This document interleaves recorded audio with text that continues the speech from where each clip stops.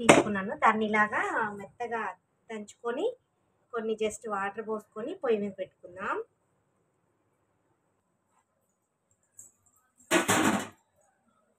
Just కొన్ని నీళ్ళు పోసుకొని దీన్ని కరిగేంత వరకు కరగబెట్టేసి తర్వాత వడకట్టుకుందాం. కొంచెం డస్ట్ ఎక్కువ ఉన్నట్టుంది, దాన్ని కరగబెట్టుకొని వడకట్టుకొని మళ్ళీ అప్పుడు కంటిన్యూ చేద్దాం.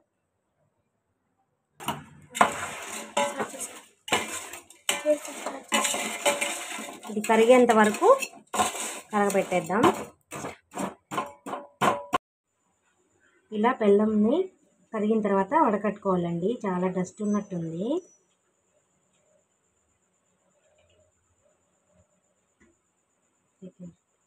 డస్ట్ చూసారా ఎంత డస్ట్ వచ్చిందో.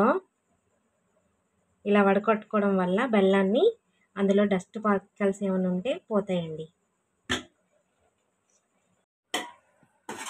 పాకం రావస్తుందండి. ఇలాగా మధ్య మధ్యలో తీసుకుంటూ ఒక ప్లేట్లో నీళ్ళు వేసుకొని చూసుకుంటూ ఉండాలి.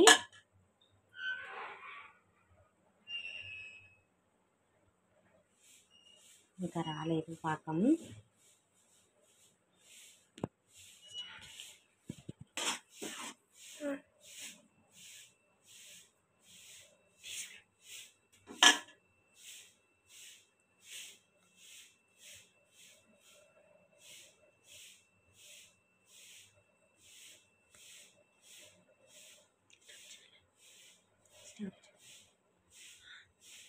ఇలా చూసుకుంటూ ఉండాలి మధ్య మధ్యలో.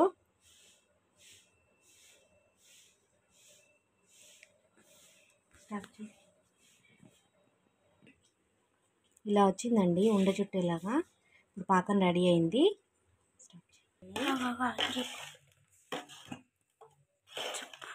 నువ్వులు పోసుకున్నాము, కొన్ని నెయ్యి కూడా పోసుకున్నాను. ఆ వీడియో క్లిప్ మిస్ అయింది, తీయడం మర్చిపోయాము. డిష్ మ్యాష్ చేసి ఇలా తడిపిందంతా పాకంలో వేసుకొని కలుపుకోవాలి.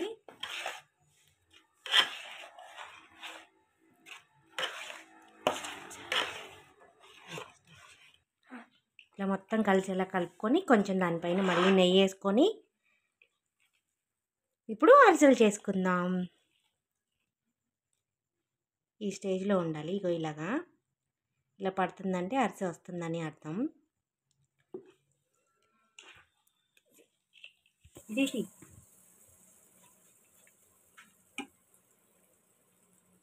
ఇలా మనకు కావాల్సిన షేప్లో చేసుకొని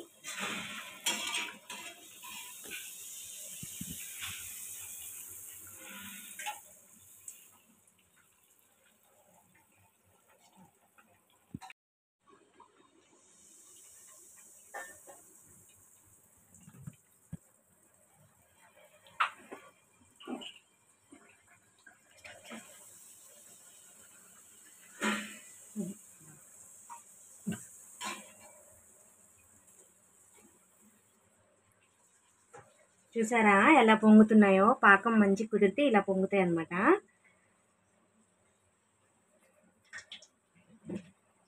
సబ్బురా ఇలా తీసుకొని ఇలా తీసుకొచ్చి ఇలా ఒత్తేసుకోవాలండి.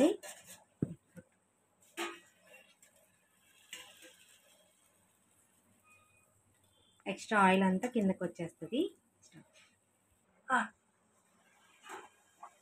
ఇలా ఎక్స్ట్రా ఉన్నాయన్నీ కూడా పిండి అంతా వేసేసుకున్నాము.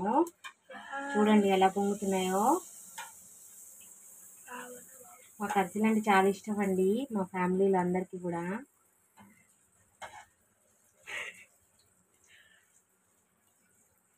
చూడండి ఎలా పొంగాయో.